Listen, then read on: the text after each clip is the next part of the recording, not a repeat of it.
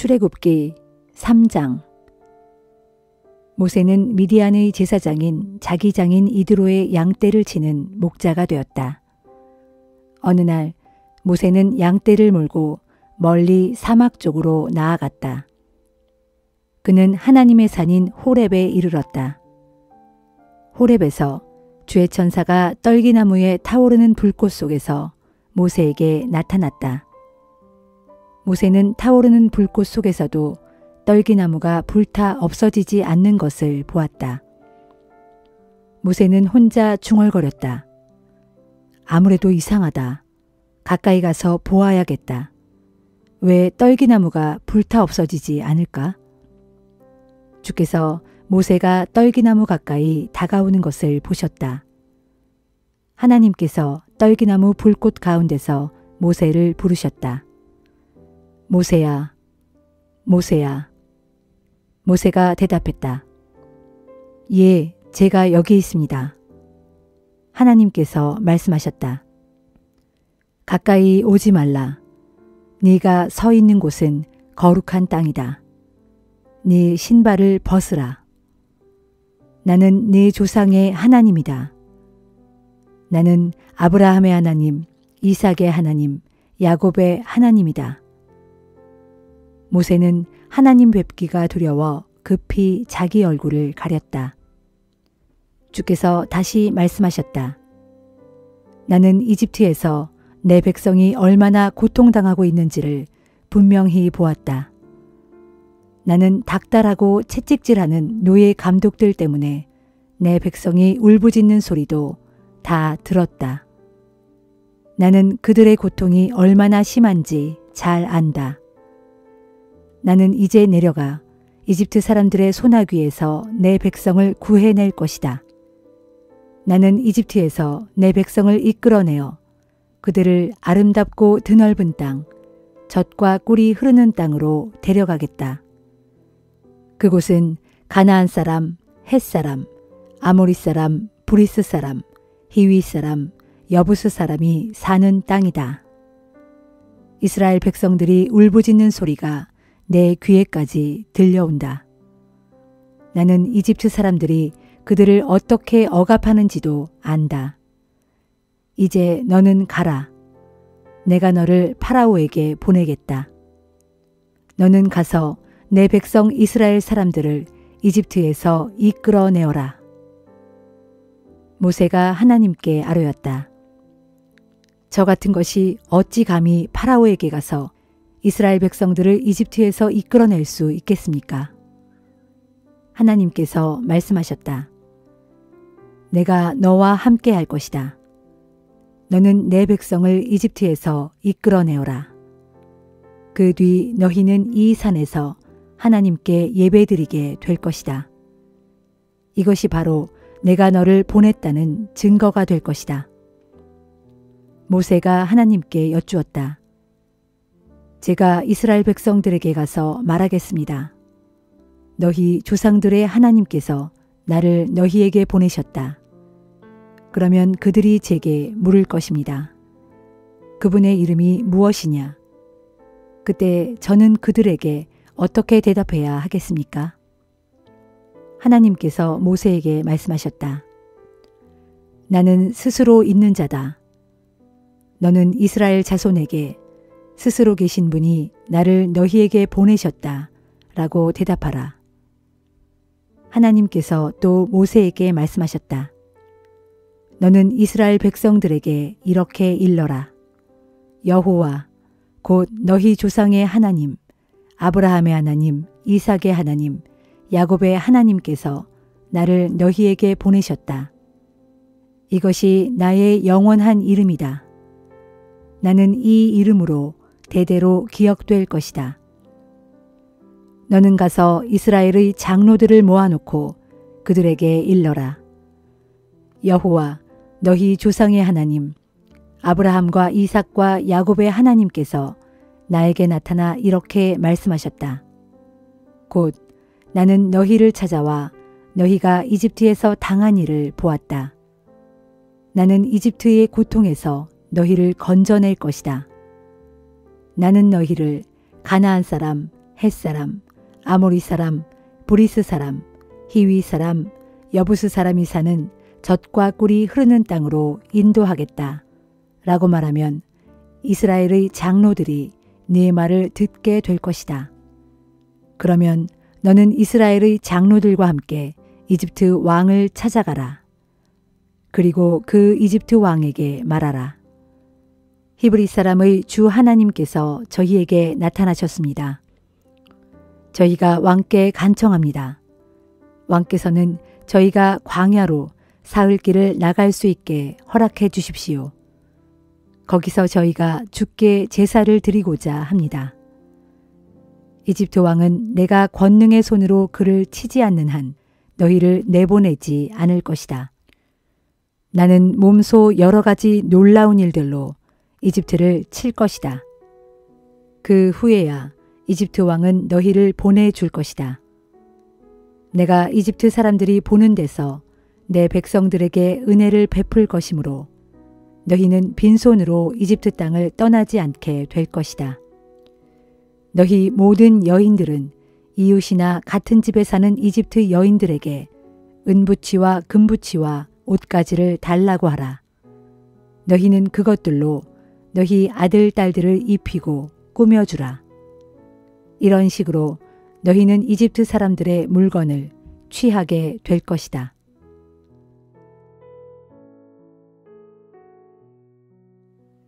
누가복음 6장. 어느 안식일에 예수께서 밀밭 사이를 지나가시는데 예수의 제자들이 밀 이삭을 잘라 손으로 비벼 먹었다. 그 모습을 보고 바리새파 사람들 몇 명이 따져 물었다. 당신들은 어째서 안식일에 해서는 안 되는 일을 하는 거요? 예수께서 대답하셨다. 당신들은 성경에서 다윗 왕과 그의 신하들이 시장했을 때 행한 일을 읽어보지 못하였소? 그때 다윗은 성전에 들어가서 오직 제사장들만 먹을 수 있는 진설병을 가져다 먹고 자신을 따르는 다른 이들에게도 나누어 주었소. 그리고 덧붙여 말씀하셨다. 인자는 안식일의 주인이요. 또 다른 안식일에 예수께서 회당에 들어가 가르치고 계실 때였다. 그 자리에는 오른손이 오그라든 사람이 있었다. 율법 교사들과 바리새파 사람들은 예수를 고발할 구실을 찾으려고 예수께서 과연 안식일에 그 사람을 고쳐주실지 가까이에서 줄곧 지켜보고 있었다. 예수께서 그들의 생각을 이미 아시고 손이 오그라든 사람에게 말씀하셨다. 일어나서 사람들 앞으로 나오시오. 그 사람이 일어나 사람들 앞에 섰다. 예수께서 바리새파 사람들과 율법 교사들에게 말씀하셨다. 당신들에게 한 가지 물어보겠소. 안식일에 선한 일을 행하는 것이 옳소? 아니면 악한 일을 하는 것이 옳소? 사람을 살리는 것이 옳소? 아니면 사람을 죽이는 것이 옳소? 그런 뒤 예수께서 사람들을 일일이 둘러보신 다음 그 사람에게 말씀하셨다. 당신의 손을 쭉 펴시오. 그러자 즉시 그의 오른손이 완전히 회복되었다. 하지만 바리새파 사람들과 율법 교사들은 크게 화가 나서 예수를 죽일 방법을 서로 의논하기 시작했다. 어느 날 예수께서 따로 산에 올라가 밤이 새도록 열심히 기도하셨다. 날이 밝자 제자들을 부르신 후 그들 가운데서 12사람을 사도로 세우셨다. 예수께서 세우신 12사도는 다음과 같다. 베드로라고 이름을 새로 지어주신 시몬, 그의 동생 안드레, 야고보, 요한, 빌립, 바돌로메, 마테, 도마, 알페오의 아들 야고보, 열심당원 시몬, 야고보의 아들 유다, 나중에 예수를 배반한 가룟 유다 등이다. 예수께서 그들 12명의 사도들과 함께 산에서 내려오시자 예수를 따르는 수많은 사람들이 그곳에 모여 있다가 예수 일행을 둘러쌌다.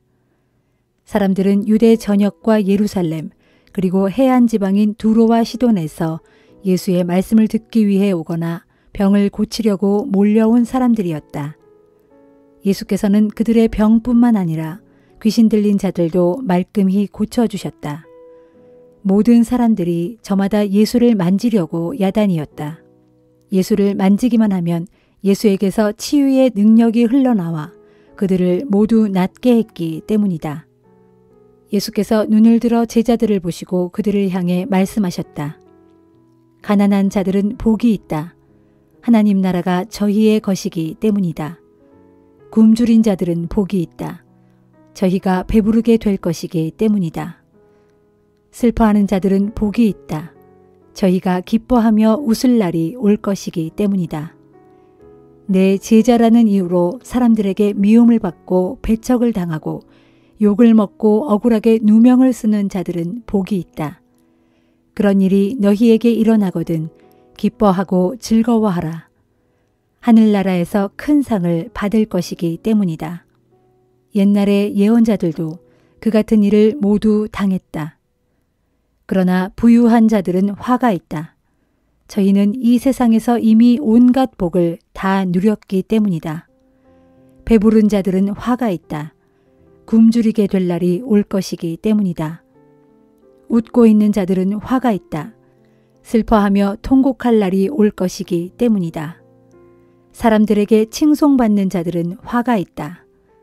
예전부터 거짓 예언자들도 언제나 그렇게 칭송을 받았기 때문이다. 내 말을 듣고 있는 너희에게 말하니 마음에 새겨들어라. 너희는 너희 원수를 사랑하라. 너희를 미워하는 사람들에게 선을 행하라. 너희를 저주하는 사람들에게 복을 빌어주고 너희에게 해를 끼치는 사람들을 위해 기도하라. 만일 누가 네 한쪽 뺨을 치거든 다른 쪽 뺨까지도 돌려대고 겉옷을 달라 하거든 속옷까지도 주어라.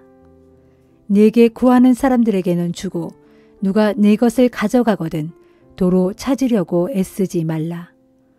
남이 너희에게 해주기를 바라는 대로 너희가 먼저 남에게 그렇게 해주어라. 너희가 너희를 사랑하는 사람들만 사랑한다면 그것이 무슨 칭찬거리가 되랴. 그런 일은 죄인들도 다들 그렇게 할 줄 안다. 너희가 너희에게 잘해주는 사람에게만 잘해준다면 그것이 무슨 칭찬거리가 되랴. 그런 일은 죄인들도 다들 그렇게 할 줄 안다. 되돌려 받을 수 있는 사람에게만 돈을 꾸어준다면 그게 무슨 칭찬거리가 되랴. 악한 사람들도 되돌려 받을 수 있는 사람에게는 기꺼이 돈을 꾸어준다. 너희는 너희 원수를 사랑하고 원수에게 선한 일을 행하며 빌리고자 하는 이에게 아무것도 바라지 말고 그저 꾸어주어라. 그렇게 하면 하늘나라에서 너희가 받을 보상이 클 것이고 너희는 하나님의 자녀가 될 것이다. 보아라, 하나님께서는 은혜를 모르는 사람에게나 악한 사람들에게도 인자하지 않느냐.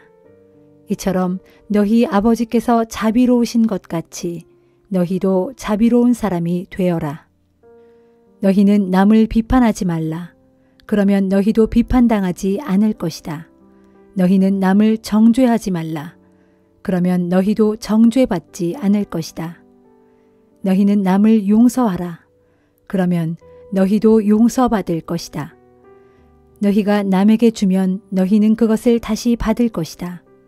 다시 받되 꾹꾹 눌러 담아서 차고 넘치도록 후하게 받을 것이다. 너희가 남에게 되어주는 분량대로 그렇게 너희가 되돌려 받을 것이다. 예수께서 또 비유를 들어 제자들에게 말씀하셨다. 눈먼 사람이 어떻게 눈먼 사람을 인도할 수 있겠느냐? 그러면 둘 다 구덩이에 빠지지 않겠느냐? 제자가 어떻게 선생보다 낫다고 할 수 있겠느냐? 하지만 누구든지 열심을 내어 다 배우고 나면 그때는 선생과 같이 될 수 있을 것이다.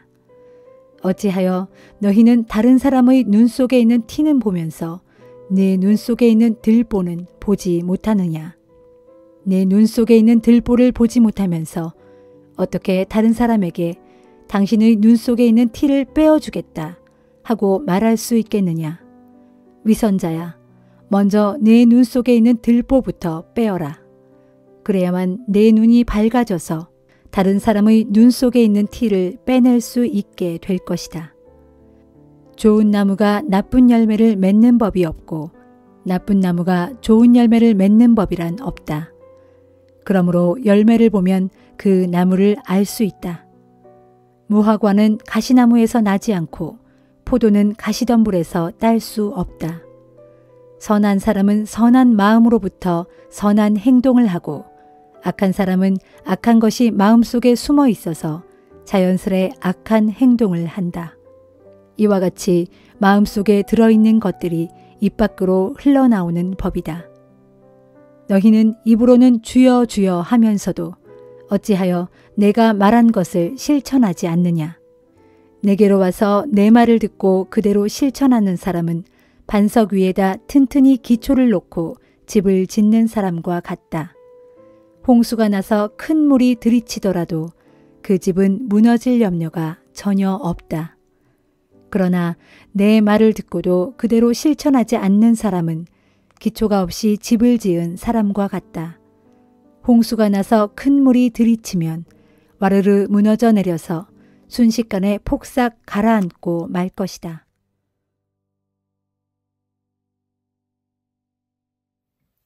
욥기 20장. 욥의 말이 끝나자 나아마 사람 소발이 말을 받았다. 자네 말을 듣고 있자니 화가 나서 도저히 입 다물고 있을 수가 없군. 속이 끓어올라 나도 내 말 좀 해야겠네. 자네의 말은 모두 나를 멸시하고 모욕하는 말이네. 그러나 총명한 내 영이 깨닫는 바가 있어 자네에게 답변할 말을 일러주는군. 그래, 자네도 이런 사실쯤은 모를 리 없겠지. 그러니까 아주 옛적 사람이 이 땅에 살기 시작한 때로부터 악인의 승리는 잠깐뿐이요 위선자의 기쁨도 순간뿐이란 사실 말일세. 악인의 교만이 하늘까지 닿고 그 머리가 구름까지 닿는다 해도 그자는 어느 순간에 자기 똥처럼 사라지게 되고, 그래서 그자와 알고 지내던 사람들이 서로 묻기를 그자가 대체 어디 있는 거야 라고 할 걸세. 악인은 정녕 꿈처럼 사라져버려 더 이상 보이지 않을 것이고 한밤중의 환상처럼 순식간에 사라져버릴 걸세. 그자를 보았던 사람들이 다시는 그자를 볼 수 없을 것이고 그자가 살던 곳도 다시는 그자의 존재를 알 수 없을 걸세. 그자의 자녀들은 가난한 자들에게 싹싹 빌면서 용서를 구하고 악한 조상이 그들에게서 빼앗은 재물을 몽땅 되돌려 주어야 할 걸세.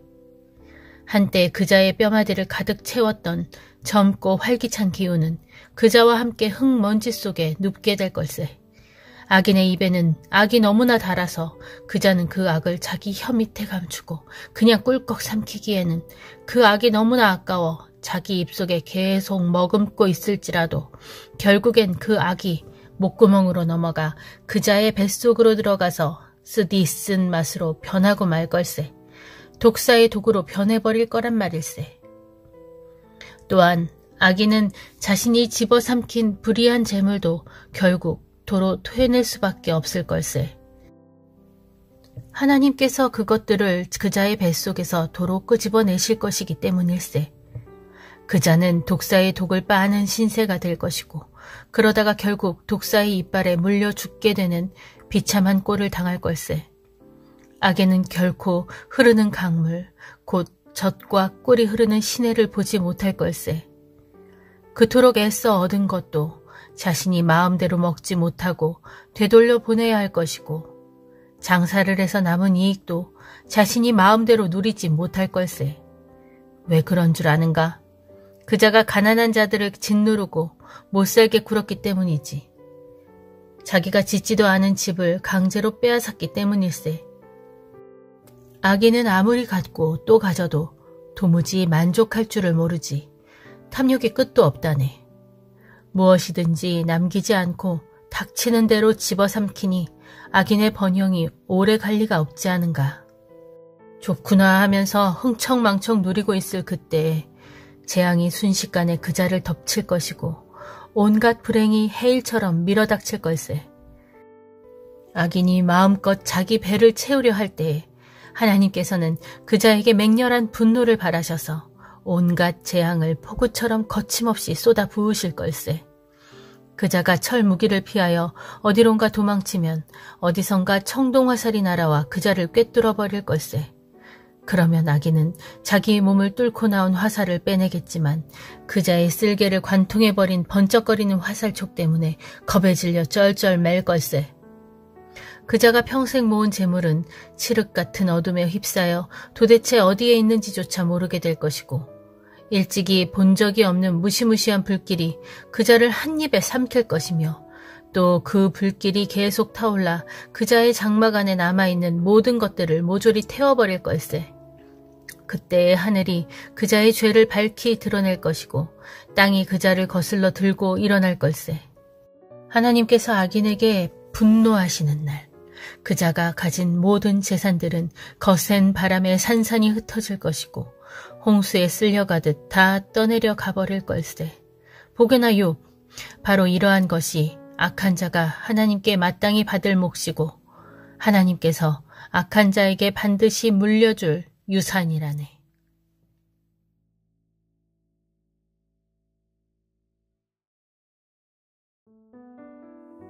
고린도전서 7장. 이제 여러분이 편지에 써보낸 질문에 대해 말하겠습니다. 남자는 결혼을 하지 않는 편이 더 낫습니다. 그러나 그리하면 자칫 성적으로 문란해질 염려가 있기 때문에 남자는 저마다 결혼하여 자기 아내를 두고 여자 또한 결혼하여 저마다 자기 남편을 두도록 하십시오. 그래서 남편은 아내에게 배우자로서의 의무를 다하고 마찬가지로 아내도 남편에게 배우자로서의 의무를 다하도록 하십시오. 결혼을 하게 되면 아내의 몸은 더 이상 아내만의 것이 아니라 남편에게 속합니다. 마찬가지로 남편의 몸 또한 더 이상 남편의 것만이 아니라 아내에게 속합니다. 그러므로 결혼한 부부는 서로의 몸을 멀리해서는 안 됩니다. 다만 기도에 전념하기 위해 얼마 동안 떨어져 지내기로 서로 합의한 경우에는 예외가 될 수 있습니다. 그렇더라도 그 뒤엔 즉시로 다시 합해야 합니다. 그것은 여러분이 홀로 있음으로 해서 절제하지 못하는 틈을 타서 사탄이 여러분을 유혹할까 염려되기 때문입니다. 지금 나는 여러분이 반드시 결혼해야 한다고 명령하고 있는 것이 아닙니다. 결혼하지 않는 편이 낫지만 만일 결혼하고 싶거든 얼마든지 결혼해도 좋다는 뜻일 뿐입니다. 사실 나는 누구나 나처럼 결혼하지 않고 지내기를 원합니다. 그러나 각 사람은 저마다 하나님께로부터 받은 은사가 달라서 이 사람은 이런 은사를, 저 사람은 저런 은사를 받습니다. 그러므로 나는 결혼하지 않은 사람과 과부들에게 말합니다. 여러분도 나처럼 결혼하지 않은 상태로 지낼 수 있으면 그냥 그대로 지내도록 하십시오. 하지만 절제를 할 수 없거든 결혼하도록 하십시오. 정욕에 불타는 것보다 결혼하는 편이 더 낫습니다. 결혼하신 분들에게 말합니다.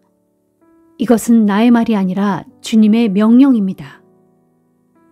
아내는 남편과 헤어져서는 안 됩니다. 그러나 만일 남편과 헤어졌다면 재혼하지 말고 그대로 혼자 지내든지 아니면 남편과 화해하고 다시 남편에게 돌아가도록 하십시오. 그리고 남편도 아내를 버려서는 안 됩니다. 그 외의 분들에게 말합니다. 이것은 주님이 하신 말씀이 아니라 나의 권면입니다. 만일 어떤 형제가 믿지 않는 아내와 살고 있는데 그 아내가 남편과 계속 함께 살기를 원한다면 그녀와 헤어져서는 안 됩니다. 또 어떤 자매가 믿지 않는 남편과 살고 있는데 그 남편이 아내와 계속 함께 살기를 원한다면 남편과 헤어져서는 안 됩니다. 그것은 믿지 않는 남편이 자기의 믿는 아내를 통해 거룩하게 되었고 또한 믿지 않는 아내가 자기의 믿는 남편을 통해 거룩하게 되었기 때문입니다. 그렇지 않다면 여러분의 자녀는 부정하게 되겠지만 그것이 아닙니다. 이제 그들은 거룩합니다. 그러나 만일 믿지 않는 배우자가 헤어지기를 원한다면 그렇게 해도 됩니다. 믿는 형제나 믿는 자매가 그런 일에 얽매일 필요는 없습니다. 하나님께서는 자신의 자녀들이 평화롭게 살아가기를 원하십니다. 하지만 신중하십시오. 믿는 아내들이여, 당신이 당신의 남편을 이끌어 구원하게 될지 어떻게 알겠습니까? 믿는 남편들이여, 당신이 당신의 아내를 이끌어 구원하게 될지 어떻게 알겠습니까? 하지만 각 사람은 주께서 나눠주신 은사대로 자기 분수에 따라, 또한 하나님께서 부르신 대로 자기 처지에 따라 알맞게 살아가야 합니다. 이것이 모든 교회를 위해 내가 세운 원칙입니다.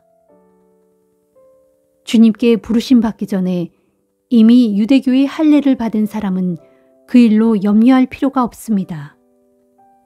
또한 할례를 받지 않은 사람은 이제 와서 새삼 할례를 받을 필요가 없습니다. 할례를 받았느냐 혹은 할례를 받지 않았느냐 하는 것은 아무런 문제가 되지 않습니다. 정작 중요한 것은 하나님의 계명을 지키는 것입니다. 여러분은 각자 하나님께 부르심을 받았을 때의 그 처지에 따라 그대로 살아가십시오. 여러분이 종으로 있었을 때 부르심을 받았습니까? 그것 때문에 마음 쓰지 마십시오. 그러나 혹 자유인이 될 기회가 있거든 주저하지 말고 힘써 자유인이 되십시오. 비록 종의 신분일지라도 주님 안에서 부르심을 받았다면 그 사람은 주님께 속한 자유인입니다. 마찬가지로 자유인으로서 주님의 부르심을 받았다면 그 사람은 그리스도의 종인 것입니다. 여러분 모두는 하나님께서 값을 치르고 사신 고귀한 몸이므로 부디 세상 사람의 종이 되지 마십시오. 형제들이여, 이처럼 여러분은 하나님께 부르심을 받았던 그 처지에 그대로 머물러 있으면서 하나님께 책임을 다하도록 하십시오. 이제 결혼하지 않은 처녀들에 대해서 말하겠습니다. 여기에 대해 주께서 내게 특별히 말씀하신 바는 없습니다. 그러나 주께서 주신 자비에 힘입어 믿을 만한 사람으로 평판이 나 있으니 내 생각을 여러분께 말씀드리고자 합니다. 앞으로 조만간 닥치게 될 큰 재난 때문에 나는 처녀들이 결혼하지 않은 현재의 상태로 지내는 것이 좋다고 생각합니다. 결혼하여 아내가 있는 사람은 아내와 헤어지려고 하지 마십시오. 만일 결혼을 하지 않은 상태라면 굳이 아내를 맞으려고 애쓰지 마십시오. 하지만 결혼을 한다고 해서 죄가 되는 것은 아닙니다. 마찬가지로 처녀가 결혼을 한다고 해도 죄가 되는 것은 아닙니다.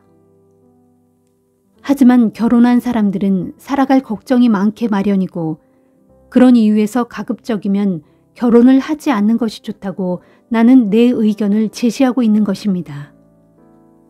형제들이여, 내가 말하고 싶은 요지는 이것입니다. 주께서 다시 오실 때가 얼마 남지 않았으니 이제부터 아내가 있는 사람도 아내가 없는 사람처럼 살아가고 슬픔에 잠겨 있는 사람은 슬프지 않은 사람처럼 살아가며 행복이 겨운 사람은 행복하지 않은 사람처럼 살아가고 물건을 사들인 사람은 그 물건이 없는 사람처럼 살아가며 세상 것들을 사용하는 사람은 그것들을 다 사용하지 못하는 사람처럼 살아가도록 하십시오. 지금 우리가 눈으로 보는 이 세상 모습은 곧 지나가 버릴 것이기 때문입니다. 나는 여러분이 걱정하지 말고 살아가기를 바랍니다. 결혼하지 않은 남자는 어떻게 하면 주님을 기쁘시게 할 것인가 하면서 오로지 주님의 일을 걱정하며 살 수 있습니다. 하지만 결혼한 남자는 세상 일에 얽매이게 되고 또 어떻게 하면 자기 아내를 기쁘게 할 것인가 하면서 그쪽에 마음을 쓰게 됩니다.